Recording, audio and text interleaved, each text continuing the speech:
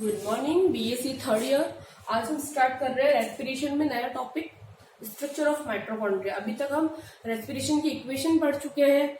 इसमें हमने क्या क्या पढ़ा है अभी तक में, एक बार हम वापस रिवाइज करते हैं हमने क्या क्या पढ़ा है, ताकि पता चले कि हमने कितना कुछ कंप्लीट कर लिया है। ठीक है, हमने सबसे पहले रेस्पिरेशन के अलग अलग नाम पढ़े थे, जिनके अलग अलग नाम क्या थे। इंटरनल रेस्पिरेशन कहते हैं इसको, सेल्यूलर रेस्पिरेशन कहते हैं, डार्क रेस्पिरेशन कहते हैं, माइटोकॉन्ड्रियल रेस्पिरेशन कहते हैं, ये सब इसके नाम थे। उसके बाद में हमने क्या पढ़ा था, उसके बाद में हमने इसका इंट्रोडक्शन कंप्लीट कर लिया है। इंट्रोडक्शन हमारा कंप्लीट हो गया। इंट्रोडक्शन में हमने इसकी डेफिनेशन पढ़ी थी कि डेफिनेशन क्या थी कि जो ग्लूकोज का मॉलिक्यूल होता है तो वो एक तरह से एक जटिल यौगिक है। ग्लूकोज के मॉलिक्यूल को जब ऑक्सीकरण होता है तो उसके द्वारा कार्बन डाइऑक्साइड और वाटर के मॉलिक्यूल निकलते हैं, साथ में ही 686 किलो कैलोरी एनर्जी निकलती है, हीट के फॉर्म में एनर्जी निकलती है और हीट निकलती है। ठीक है, और इसमें 36 to 38 एटीपी बनते हैं। इसमें एनर्जी हीट के फॉर्म में निकलती है, इसलिए हमने इसको उष्माक्षेपी रिएक्शन कहा था। इसमें ऑक्सीडेशन और रिडक्शन दोनों होते हैं, इसलिए हमने इसको एम्फीफॉलिक रिएक्शन कहा था। फिर हमने इंट्रोडक्शन के बाद में हमने पढ़ा था रेस्पिरेटरी सबस्ट्रेट के बारे में। रेस्पिरेटरी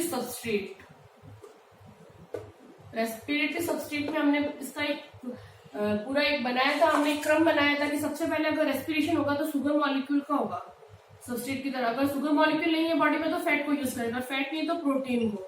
फिर इनके नाम भी बताए थे हमने कि अगर शुगर और फैट से हो रहा है तो इसको हम क्या बोलते हैं, फ्लोटिंग रेस्पिरेशन। अगर एज अ रेस्पिरेटरी सबस्ट्रेट हम शुगर या फैट को यूज करते हैं तो उसको हम क्या बोलते हैं, फ्लोटिंग रेस्पिरेशन। ठीक है, और अगर प्रोटीन से रेस्पिरेशन करते हैं, एज अ प्रोटीन को रेस्पिरेटरी सबस्ट्रेट लेंगे यूज करेंगे तो हम क्या बोलेंगे, इसको बोलेंगे हम प्रोटोप्लाज्मिक या पेरिप्लाज्मिक रेस्पिरेशन। ठीक है, इसका फिर एक हमने अपवाद बताया था, एक्सेप्शन था कि जब सीड जर्मिनेशन होता है, जब सीड जर्मिनेट होगा तब क्या होता है, प्रोटीन का रेस्पिरेशन, प्रोटीन को as a respiratory substance use करेंगे, फिर भी उसको हम बोलते हैं फ्लोटिंग रेस्पिरेशन। ये इसका एक एक्सेप्शन है। ठीक है, ये हम कंप्लीट कर चुके थे। फिर हमने पढ़े थे टाइप ऑफ रेस्पिरेशन। फिर हमने कंप्लीट किया था टाइप ऑफ रेस्पिरेशन के बारे में, क्या कितने टाइप के रेस्पिरेशन होते हैं हमने दो बताए थे। एक बताए थे वायवीय या एरोबिक और दूसरा बताया था अवायवीय। जो वायवीय रेस्पिरेशन होता है इनके अंदर क्या होता है, वायवीय में ऑक्सीजन की जरूरत होती है, इसमें ऑक्सीजन की जरूरत नहीं होगी अवायवीय में। और वायवीय के अंदर जो रेस्पिरेटरी सबस्ट्रेट होता है वो क्या होता है, ग्लूकोज भी हो सकता है, फैट भी हो सकता है, प्रोटीन भी हो सकता है। और अवायवीय में केवल ग्लूकोज को ही रेस्पिरेटरी सबस्ट्रेट की तरह यूज किया जाता है। ठीक है, ये सब हमने इसमें पढ़ा था, इसको कंप्लीटली हमने डिटेल में पढ़ा था। उसके बाद हमने कल पढ़ा था फर्मेंटेशन। फर्मेंटेशन को भी हमने आगे 4 टाइप्स बताए थे फर्मेंटेशन के भी। लैक्टिक एसिड फर्मेंटेशन सबसे पहले हमने पढ़ा था, एल्कोहलिक रेस्पिरेशन पढ़ा, एल्कोहलिक फर्मेंटेशन पढ़ा था हमने। फिर हमने पढ़ा था लैक्टिक एसिड, फिर हमने पढ़ा था एसिटिक एसिड, और फिर हमने लास्ट में पढ़ा था ब्यूटारिक एसिड। ये सब हमने कल कंप्लीट कर लिए थे। आज हम नया स्टार्ट कर रहे हैं टॉपिक स्ट्रक्चर ऑफ माइटोकॉन्ड्रिया। ठीक है, ये सब कंप्लीट कर चुके हैं। अब आज स्टार्ट कर रहे हैं हम स्ट्रक्चर ऑफ माइटोकॉन्ड्रिया। माइटोकॉन्ड्रिया के स्ट्रक्चर के बारे में पढ़ेंगे आज हम। न्यू टॉपिक है हमारा, आज स्टार्ट कर रहे हैं हम।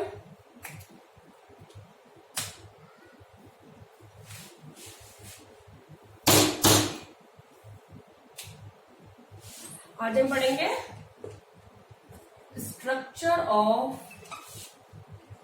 माइटोकॉन्ड्रिया।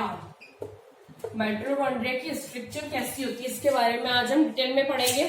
तो इसके लिए मैं पहले डायग्राम बना लेती हूँ ताकि कंफ्यूजन नहीं हो। एक तो पहली बात तो माइटोकॉन्ड्रिया कैसा है, डबल मेम्ब्रेन बाउंडेड ऑर्गेनल से, और साइड में एक और कौन सा ऑर्गेनल होता है, डबल मेम्ब्रेन दोहरी झिल्ली युक्त, दोहरी झिल्ली आबद्ध कोशिकाएं कौन कौन से होते हैं कोशिका के अंदर, एक तो न्यूक्लियस होता है, केंद्रक, और माइटोकॉन्ड्रिया, और इसके अलावा हरित लवक क्लोरोप्लास्ट, जो हमने फोटोसिंथेसिस में पढ़ चुके हैं, प्लांट सेल्स में ही प्रेजेंट होता है। ठीक है, डोरी चिल्ली आयु है। ठीक है, इनके अंदर क्या होता है, ऐसे अंगुली नुमा प्रवृत्त होते हैं इस टाइप से। ये है माइटोकॉन्ड्रिया का डायग्राम। ठीक है, ठीक है, आए समझ में। इसके ऊपर क्या होता है, इनकी क्रिस्टी होती है, क्रिस्टी के ऊपर लगे हुए होते हैं ऑक्सीसोम। ठीक है, और इसके अंदर जो लिक्विड पार्ट होता है, इसके पास भी इसका खुद का डीएनए होगा, खुद के राइबोसोम होंगे, क्योंकि ये सेमी ऑटोनोमस होता है। ये खुद का जनन खुद करता है, खुद का रिप्रोडक्शन। एक माइटोकॉन्ड्रिया से दो माइटोकॉन्ड्रिया बनने के लिए इसका खुद का डीएनए, जेनेटिक मटेरियल इसका खुद का होता है। ठीक है, खुद रिप्रोडक्शन करता है। ठीक है, चलो इसकी अब नेमिंग कर लेते हैं एक बार हम। ये है इसकी आउटर मेम्ब्रेन, आउटर मेम्ब्रेन। ये है इसकी इनर मेम्ब्रेन,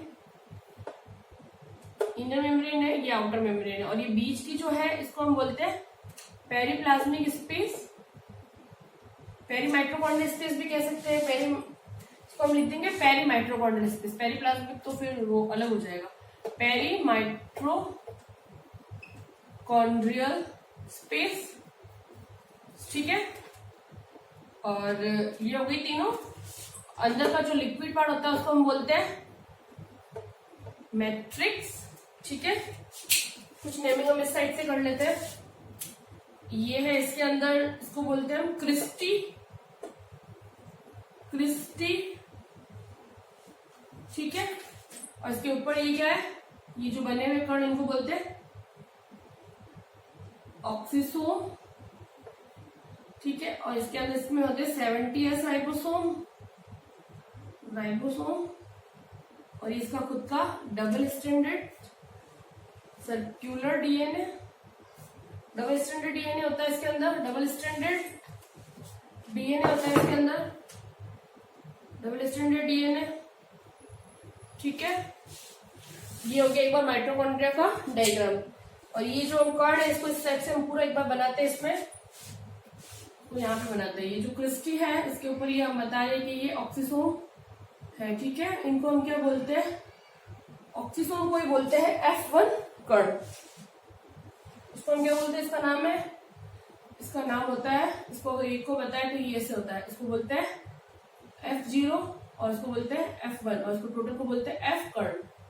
ठीक है, और इसी का नाम है ऑक्सीसोम। ठीक है, ये माइटोकॉन्ड्रिया की क्रिस्टी पे प्रेजेंट होते हैं। इसका काम क्या होता है, एटीपी सिंथेटेज, एटीपीएस। इनको और क्या क्या नाम है इसके ऑक्सीसोम के, और क्या नाम है, यहाँ पे एटीपी सिंथेटेज होता है, सिंथेटेज, सिंथेटेज कहते हैं इसको, एटीपी सिंथेटेज। एटीपीएस होता है, ATPase, F pump, F type pump, और इसको बोलते हैं एफ टाइप पंप। ठीक है, ये अलग अलग इसके नाम है। चलो मैं इसको वापस डिटेल में बता दूंगी एक बार इसको ऐसे लिख देते हैं यहाँ पे। तो भाई ऑक्सीसोम है, इसका ये थोड़ा सा हमने बता, जो एफ कार्ड है वही ऑक्सीसोम है। ठीक है, इसको मैं बाद में अच्छे से बताऊंगी। अब हम एक एक को करते हैं, इसको स्टडी करते हैं डिटेल से। अब जो माइटोकॉन्ड्रिया की जब हम स्ट्रक्चर देखते हैं, इंटरनल स्ट्रक्चर, माइटोकॉन्ड्रिया कैसा होता है, डबल मेम्ब्रेन बाउंडेड ऑर्गेनल्स। और सेल में और कौन कौन से डबल मेम्ब्रेन बाउंडेड ऑर्गेनल्स मिलते हैं हमें, माइटोकॉन्ड्रिया के अलावा सेल के अंदर जो न्यूक्लियस होता है वो भी डबल मेम्ब्रेन बाउंडेड होता है, क्लोरोप्लास्ट होता है वो भी डबल मेम्ब्रेन बाउंडेड, और तीसरा है हमारा माइटोकॉन्ड्रिया। जो माइटोकॉन्ड्रिया होता है वो सेमी ऑटोनोमस ऑर्गेनल होता है, मतलब खुद की ग्रोथ खुद करवाता है। इसके पास खुद के एंजाइम होता है जिससे ये अपनी वृद्धि कर सकता है। साथ ही इसके पास इसका खुद का डीएनए होता है, डबल स्ट्रैंडेड डीएनए होता है इसके पास खुद के 70S राइबोसोम होता है जिससे ये खुद का प्रोटीन बना सकता है, यानी कि ये अपना खुद का रेप्लिकेशन कर सकता है माइटोकॉन्ड्रिया। सबसे बाहर है इसकी आउटर मेम्ब्रेन, अंदर इनर मेम्ब्रेन, और आउटर मेम्ब्रेन और इनर मेम्ब्रेन के बीच में जो स्पेस होता है उसको हमने नाम दिया पेरी माइटोकॉन्ड्रियल स्पेस। जिसके अंदर जो लिक्विड पार्ट होता है उसको हम बोलते हैं मैट्रिक्स। माइटोकॉन्ड्रिया में लिक्विड पार्ट को हमने स्ट्रोमा नाम दिया था, और सेल के अंदर जो लिक्विड पार्ट होता है उसको हम क्या बोलते हैं, साइटोप्लाज्म। वैसे इसके अंदर जो लिक्विड पार्ट है उसको हमने नाम दिया मैट्रिक्स। ठीक है। माइटोकॉन्ड्रिया एक दोहरी झिल्ली युक्त कोशिकांग होता है जो कि कोशिका के अंदर श्वसन की प्रक्रिया करता है। ये क्या करता है, सेल के अंदर रेस्पिरेशन करवाता है। हमेशा सेल के अंदर क्या करता है, तो माइटोकॉन्ड्रिया रेस्पिरेशन करवाता है। ठीक है। ये ऊर्जा का एटीपी के रूप में उत्पादन करता है। क्या करता है, ऊर्जा का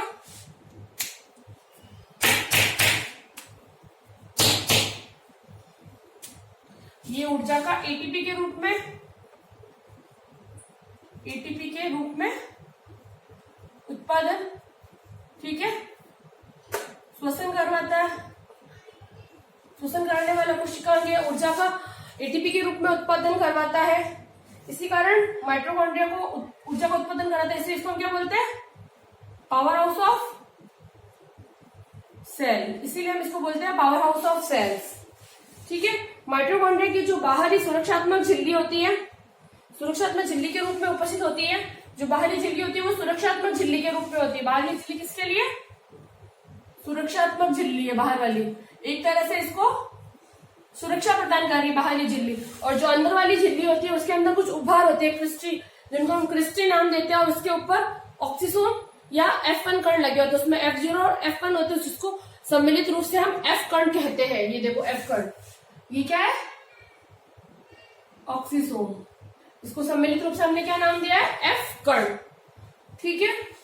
और इसकी जबकि आंतरिक झिल्ली में, आंतरिक परत में क्या होता है, इसके अलावा आंतरिक परत क्या करती है, आंतरिक परत का काम होता है परिवहन तथा एटीपी में भाग लेना। ये क्या करेगी, एक तो करेगी परिवहन, ट्रांसपोर्टेशन में काम करती है, साथ में एटीपी का निर्माण करती है। इसका मतलब एटीपी का निर्माण का होगा माइटोकॉन्ड्रिया की इनर मेम्ब्रेन में। ठीक है। और जो पेरिप्लाज्मिक स्पेस होता है वहां पर श्वसन की लिंक रिएक्शन, यहाँ पे कौन सी होगी, जो श्वसन से रिलेटेड लिंक रिएक्शन होती है वो कहाँ होती है, श्वसन की लिंक रिएक्शन होती है पेरिप्लाज्मिक स्पेस में। और लिंक रिएक्शन कैसे कनेक्ट करती है, लिंक रिएक्शन ग्लाइकोलाइसिस और क्रैक साइकिल को कनेक्ट करके रखती है, क्योंकि ये पेरिप्लाज्मिक स्पेस में होती है। आउटर मेम्ब्रेन हमने बता दिया वो सुरक्षात्मक आवरण की तरह कार्य करती है। इनर मेम्ब्रेन क्या करती है, इनर मेम्ब्रेन परिवहन, ट्रांसपोर्टेशन में और एटीपी का निर्माण करती है। और पेरिप्लाज्मिक स्पेस में हम बोल रहे हैं कि लिंक रिएक्शन होती है। लिंक रिएक्शन का काम होता है ग्लाइकोलाइसिस और क्रैक साइकिल को जोड़ के रखना, बीच में एक बिटवीन होती है। लिंक रिएक्शन को हम गेटवे रिएक्शन भी कहते हैं, ऑक्सीडेटिव डिकार्बोक्सिलेशन रिएक्शन भी कहा जाता है। इस स्थान पर क्या होता है, एसिटाइल कोएंजाइम का निर्माण होगा। लिंक रिएक्शन में किसका निर्माण होता है, एसिटाइल कोएंजाइम का फॉर्मेशन होता है। माइटोकॉन्ड्रिया की इनर मेम्ब्रेन पे कुछ उभार जैसी संरचनाएं होती है, अंदर की तरफ कुछ अंगुलीनुमा प्रवर्त उपस्थित होते हैं, अंगुलीनुमा संरचनाएं बनती है, जिन्हें हम क्या नाम देते हैं, क्रिस्टी, जिनको हमने क्या नाम दिया है, क्रिस्टी। अंगुलीनुमा संरचनाएं उभार के रूप में, जिनको हमने नाम दिया है क्रिस्टी, जिन्हें हम क्या कहते हैं, क्रिस्टी। इन्हीं पर क्या होता है, बटन की तरह कुछ स्ट्रक्चर बनती है, जिन्हें हम बोलते हैं एफ कण। ये कैसे लगता है, एकदम ऐसे लगता है बटन की तरह बना है, उनको हमने नाम दिया है एफ कण। और एफ कण में F0 और F1 होते हैं। ठीक है। और ये एफ कण एटीपी सिंथेटेज एंजाइम होते हैं। एफ कण क्या होता है, एफ कण होते हैं ATP synthetase. ATP synthetase enzyme किसके पास होंगे, एफ कणों के पास। इसीलिए बोल रहे हैं ना कि एटीपी का निर्माण कहाँ हो रहा है, इनर मेम्ब्रेन में। इनर मेम्ब्रेन पे क्या है, क्रिस्टी, और क्रिस्टी पे क्या है, एफ कण। और एफ कण के पास क्या है, एटीपी सिंथेटेज के एंजाइम। ठीक है। एंजाइम होते हैं जो क्या करेंगे, एटीपी का निर्माण करेंगे, एटीपी का निर्माण करते हैं। एटीपी सिंथेटेज एंजाइम एटीएस के 5वें कॉम्प्लेक्स के रूप में उपस्थित होता है।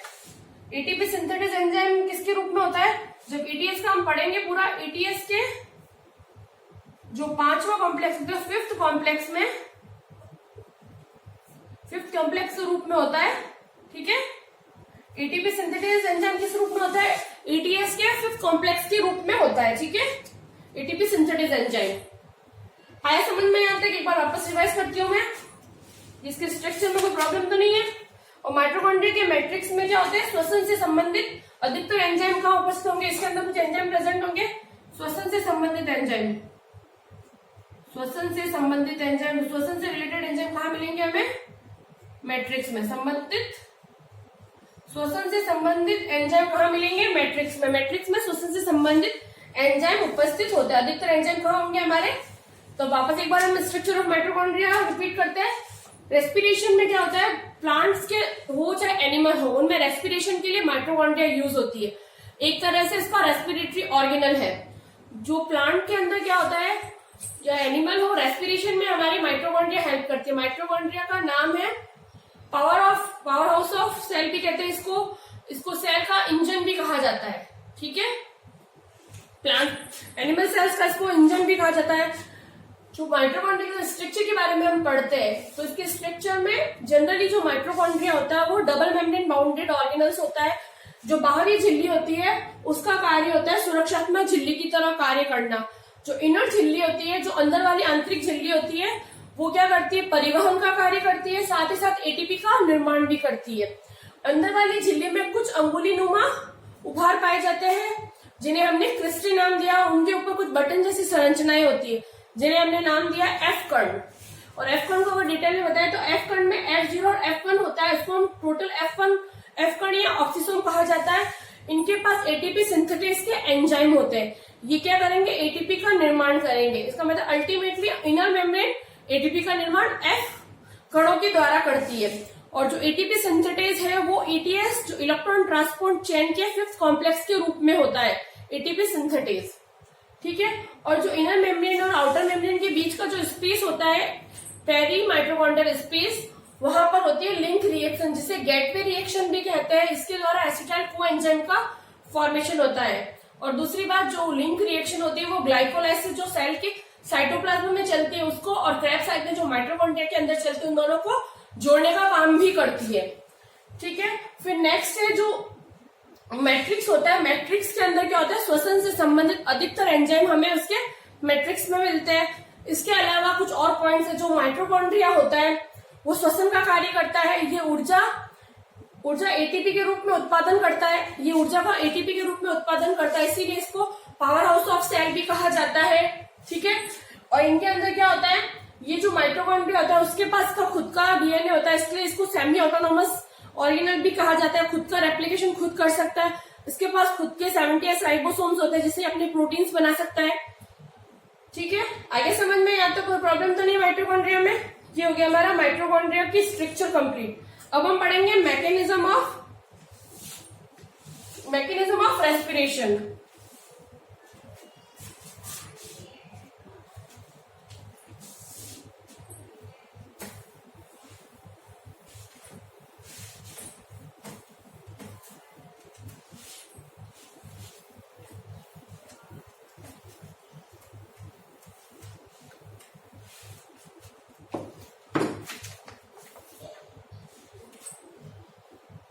अब हम स्टार्ट कर रहे हैं मैकेनिज्म ऑफ रेस्पिरेशन।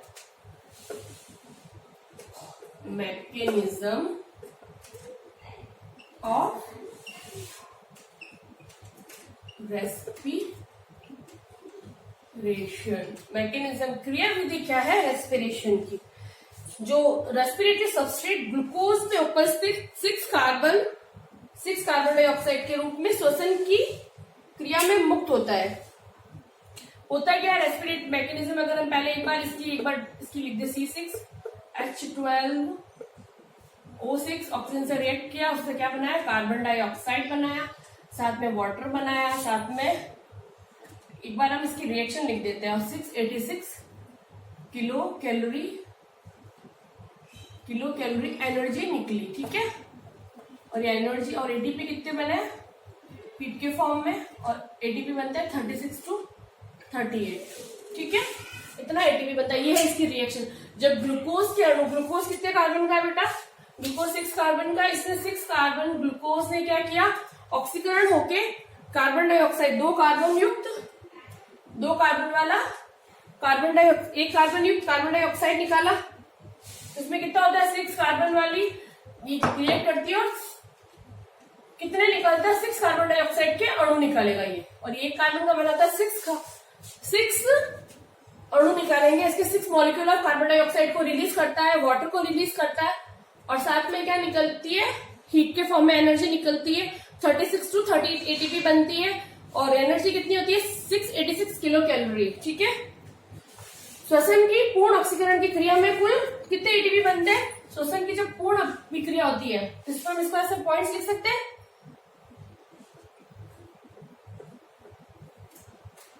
ग्लूकोज में उपस्थित 6 कार्बन से 6 कार्बन डाइऑक्साइड के अणु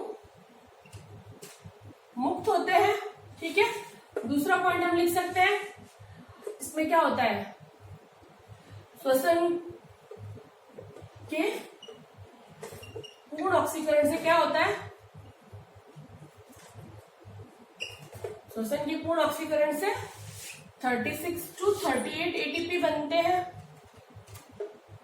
ठीक है, या तो 36 बनेंगे या फिर 38 एटीपी बनते हैं। उसके बाद में नेक्स्ट है श्वसन की क्रियाविधि के मुख्य चरण है। श्वसन क्रियाविधि के मुख्य चरण, के चरण के बारे में हम पढ़ लेते हैं, उसके बाद में एक एक को डिटेल से पढ़ेंगे। ठीक है, मुख्य स्टेप्स या चरण, पहला है ग्लाइकोलाइसिस। फर्स्ट है ग्लाइकोलाइसिस, ये कहाँ होती है, साइटोप्लाज्म में। सेकेंड है लिंक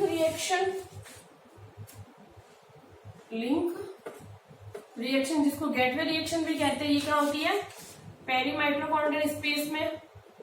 अभी हमने बताया है पहले, कॉन्ड्रियल स्पेस। इसके बाद में होती क्रेब्स साइकिल,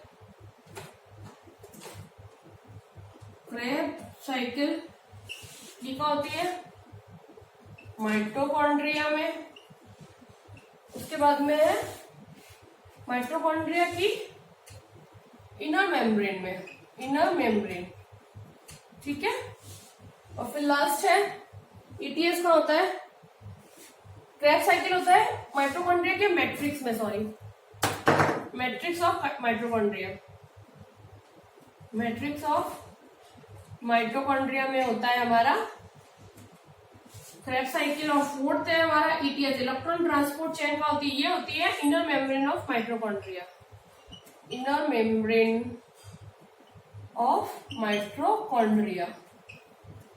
ठीक है, एक बार डायग्रामेटिकली बता दो तो कौन सी रिएक्शन का होती है। जैसे मान लो ये एक सेल है, डायग्राम दूसरे पेन से बनाती हूँ ताकि कंफ्यूजन नहीं हो। मान लो ये एक सेल है, ठीक है, आगे समझ में। और सेल के अंदर ये इसका माइटोकॉन्ड्रिया, मैं थोड़ा बड़ा बनाऊंगी ताकि तो रिएक्शन हम बता सके आराम से, कौन सी रिएक्शन कहाँ हो रही है।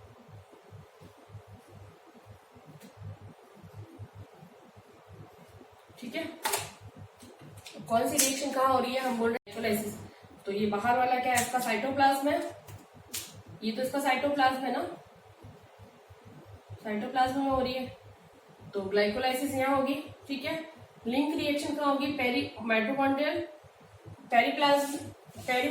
स्पेस में। क्रेब्स साइकिल कहाँ हो रही है, क्रेब्स साइकिल हो रही है बिल्कुल अंदर मैट्रिक्स में। ये कौन सा है, मैट्रिक्स है, ये आउटर मेम्ब्रेन, ये इनर मेम्ब्रेन। ठीक है, और इस इनर मेम्ब्रेन में, इस मेम्ब्रेन में क्या हो रही है हमारी, लास्ट ईटीएस का हो रहा है हमारा इनर मेम्ब्रेन के अंदर। ठीक है, आए समझ में। साइटोप्लाज्म में हो रहा है ग्लाइकोलाइसिस, ये साइटोप्लाज्म है, सेल का साइटोप्लाज्म, एक सेल का बेसिक स्ट्रक्चर बना है, सेल के साइटोप्लाज्म में ग्लाइकोलाइसिस हो रहा है और लिंक रिएक्शन हो रही है पेरीमाइटोकॉन्ड्रियल स्पेस में, और क्रेब्स साइकिल हो रही है मैट्रिक्स के अंदर, और ईटीएस हो रही है इनर मेम्ब्रेन के अंदर। ठीक है, एक बार वापस मैकेनिज्म को हम डिफाइन करते हैं। सबसे पहले हमने ग्लूकोज की एक रिएक्शन बनाई।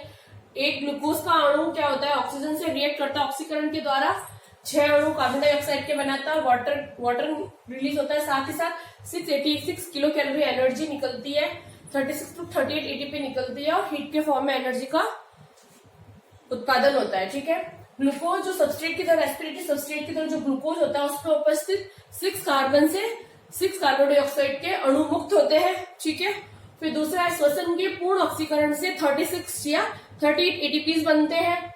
श्वसन की अगर हम मैकेनिज्म को पढ़ते हैं तो उसके 4 चरण है। पहले हम पढ़ेंगे ग्लाइकोलाइसिस जो कि साइटोप्लाज्म में होता है, दूसरा हम पढ़ेंगे लिंक रिएक्शन जो कि पेरीमाइटोकॉन्ड्रियल स्पेस के अंदर होती है, तीसरी हम पढ़ेंगे क्रेब्स साइकिल जो कि माइटोकॉन्ड्रिया के मैट्रिक्स के अंदर होगी।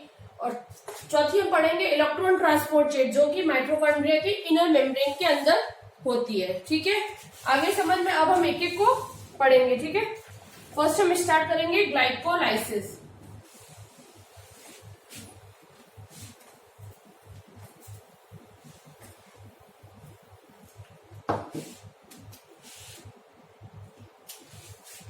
फर्स्ट हम स्टार्ट कर रहे हैं ग्लाइकोलाइसिस। ग्लाइकोलाइसिस का दूसरा नाम क्या है? ईएमपी पाथवे, कैटाबॉलिक रीसिंथेसिस और ऑक्सीडेटिव एनाबॉलिज्म। इसके नाम क्या क्या अन्य नाम है इसका? कैटाबॉलिक रीसिंथेसिस, उसके अलावा इसका नाम है ऑक्सीडेटिव एनाबॉलिज्म,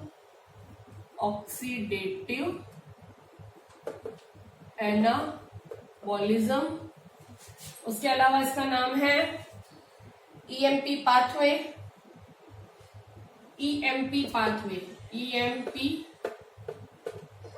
और ईएमपी पाथवे इसका पूरा नाम क्या होता है? ईएमपी का पूरा नाम है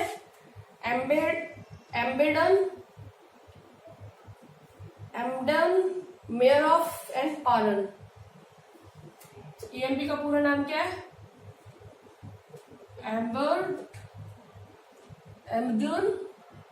एम्बडन, दूसरा है मेयरऑफ, एंड पी का मतलब है पार्नर्स। ये तीन साइंटिस्ट है जिन्होंने ईएमपी पाथवे दिया। एम्बडन, मेयरऑफ एंड पार्नर ने दिया था ईएमपी पाथवे। ग्लाइकोलाइसिस के अलग अलग नाम है, एक तो कैटाबॉलिक रीसिंथेसिस कहते हैं इसको, अन्य नाम है ऑक्सीडेटिव एनाबॉलिज्म कहते हैं ईएमपी पाथवे। एम्बडन, मेयरऑफ एंड पार्नर ने बताया था, इसलिए इसका नाम ये है। ठीक है, फिर ग्लाइकोलाइसिस का अगर हम और से देखें शाब्दिक अर्थ क्या है ग्लाइकोलाइसिस को अगर तोड़े तो ग्लाइकोलाइसिस तो दो पार्ट में बांट सकते हैं, ग्लाइको अलग और लाइसिस। ग्लाइको ग्लूकोज से रिलेटेड है, ग्लूकोज, और लाइसिस का मतलब ब्रेकडाउन। ठीक है, इसका मतलब ग्लूकोज का ब्रेकडाउन किया जाता है। ग्लाइकोलाइसिस का मतलब इसका शाब्दिक अर्थ क्या हो गया? ग्लूकोज को ग्लाइकोलाइसिस रिएक्शन में क्या होगा? ग्लूकोज को तोड़ा जाता है। इस पाथवे में, ग्लाइकोलाइसिस पाथवे में क्या किया जाता है? ग्लूकोज का तोड़ा जाता है। इसका मतलब ग्लाइकोलाइसिस को लिख सकते हैं हिंदी में शर्करा का टूटना। शर्करा का टूटना कहलाता है ग्लाइकोलाइसिस। अब इसके कुछ फैक्ट्स हैं, हम फैक्ट्स लिखेंगे। पहला फैक्ट है ऑक्सी व अनऑक्सी दोनों प्रकार के श्वसन में समान रूप से होगा। ग्लाइकोलाइसिस दोनों में होगा, ऑक्सी श्वसन हो चाहे अनऑक्सी श्वसन, एरोबिक और नॉन एरोबिक, ऑक्सी व अनऑक्सी श्वसन दोनों में होता है। फैक्ट्स है ये, इसके कुछ फैक्ट्स पढ़ रहे हैं हम। पहला है ऑक्सी और अनऑक्सी श्वसन दोनों में होता है। ये ऑक्सी श्वसन हो चाहे अनऑक्सी श्वसन हो, दोनों में ग्लाइकोलाइसिस होगा। इसका मतलब प्रोकैरियोट्स और यूकैरियोट्स में भी समान रूप से होगा। इसका मतलब कि प्रोकैरियोट एंड यूकैरियोट में भी समान रूप से होगा, क्योंकि ज्यादातर हमने अनऑक्सी श्वसन किसमें देखा था? अनऑक्सी श्वसन हमने देखा था प्रोकैरियोट्स में।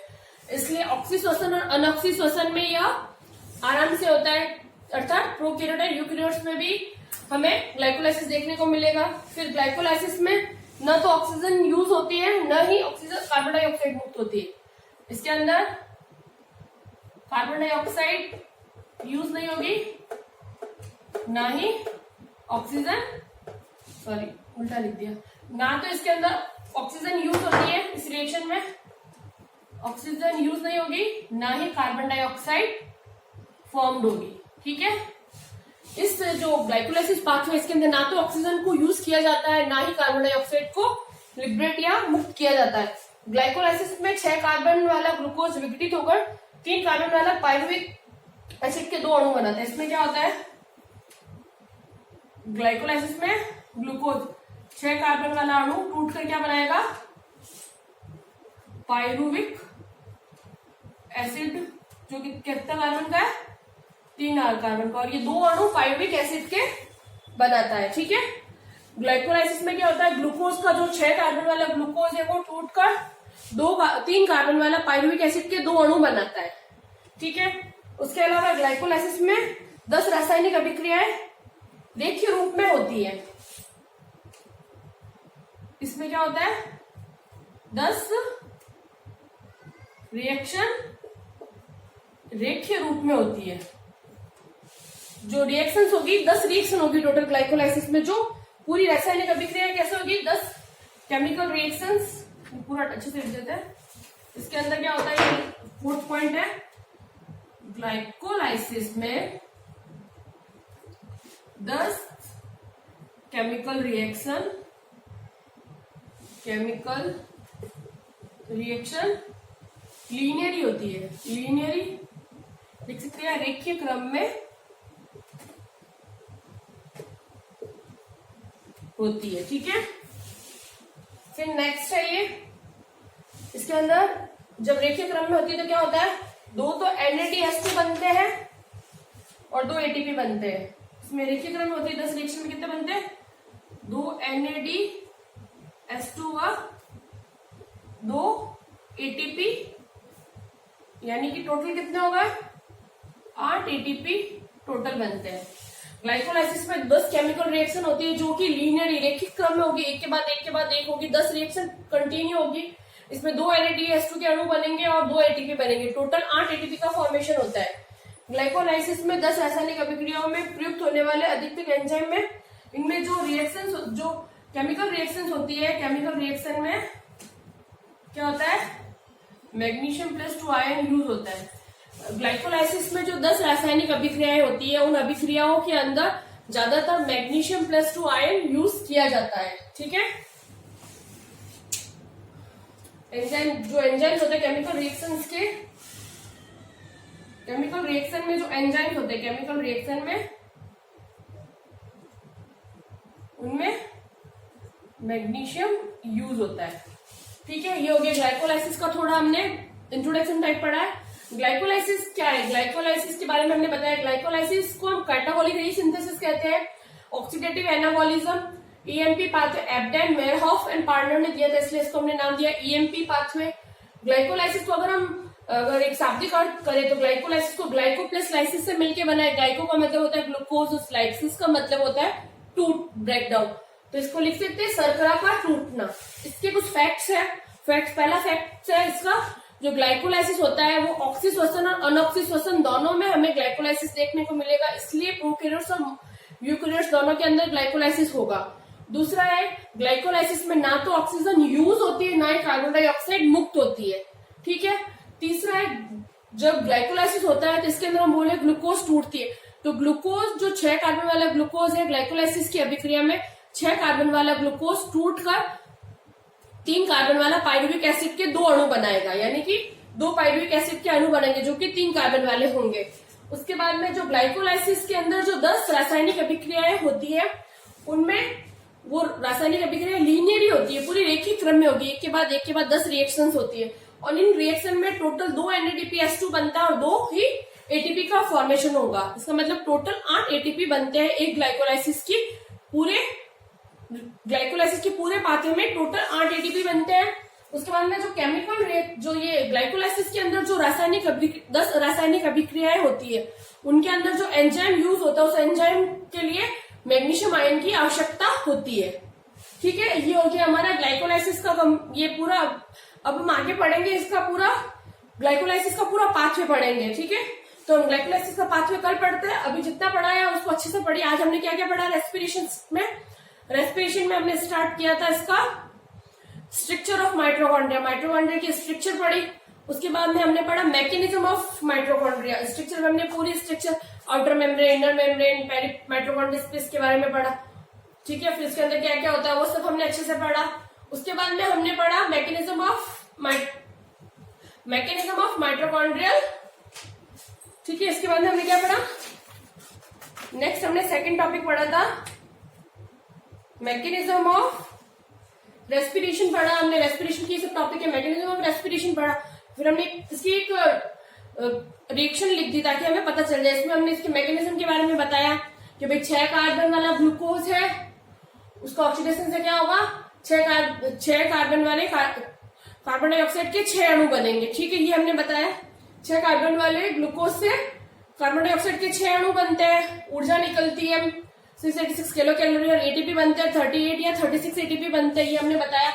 फिर हमने आगे पढ़ा कि भाई ये तो पूरा हो जाएगा, उसके बाद में हमने पढ़ा जब पूर्ण ऑक्सीकरण होता है तो 36 से 38 एटीपी बनेंगे। उसके बाद में हमने इसके स्टेप्स पढ़े। स्टेप्स में हमने पहला पढ़ा ग्लाइकोलाइसिस जो साइटोप्लाज्म में होता है, दूसरा स्टेप पढ़ेंगे लिंक रिएक्शन जो पेरी माइटोकॉन्ड्रियल स्पेस में होगा, तीसरा पढ़ेंगे हम क्रेब्स साइकिल जो कि माइटोकॉन्ड्रिया की मैट्रिक्स में होगा, फोर्थ पढ़ेंगे हम इलेक्ट्रॉन ट्रांसपोर्ट चेन या इलेक्ट्रॉन ट्रांसपोर्ट सिस्टम जो होगा माइटोकॉन्ड्रिया के इनर मेम्ब्रेन में। ठीक है, अभी हमने स्टार्ट किया ग्लाइकोलाइसिस। ग्लाइकोलाइसिस के अलग अलग नाम है, कैटाबॉलिक रिएक्शन भी, कैटाबॉलिक रीसिंथेसिस कहते हैं, ऑक्सीडेटिव एनाबॉलिज्म कहते हैं इसको, ईएमपी पाथवे कहते हैं। इसको अगर शाब्दिक अर्थ करें तो इसका शाब्दिक अर्थ होता है शर्करा का टूटना। ठीक है, फिर हमने इसके कुछ फैक्ट्स पढ़े, ऑक्सीजोसन अनऑक्सीजोसन में भी ग्लाइकोलाइसिस होता है, प्रोकैरियोट और यूकैरियोट्स में भी होगा। इसका मतलब ऑक्सीजन यूज नहीं होती, ना ही कार्बन डाइऑक्साइड निकलती है। ग्लूकोज 6 कार्बन वाला ग्लूकोज है वो टूटकर क्या करेगा, 3 कार्बन वाला पायरुविक एसिड के 2 अणु बनाएगा। फिर जो ग्लाइकोलाइसिस की जो 10 केमिकल रिएक्शंस होती है वो लीनियरी फॉर्म में होती है, उनके अंदर 2 NADPH2 और 2 ATP बनते हैं, यानी कि टोटल 8 ATP का फॉर्मेशन होता है। फिर हमने बताया कि जो ये ग्लाइकोलाइसिस की जो 10 रिएक्शंस होती है उनके अंदर जो एंजाइम यूज होते हैं उनमें मैग्नीशियम आयन की आवश्यकता होती है। ठीक है, ये कंप्लीट हो गया हमारा ग्लाइकोलाइसिस का इंट्रोडक्शन फैक्ट्स पार्ट। कल हम पढ़ेंगे ग्लाइकोलाइसिस का पाथवे। ठीक है, थैंक यू सो मच।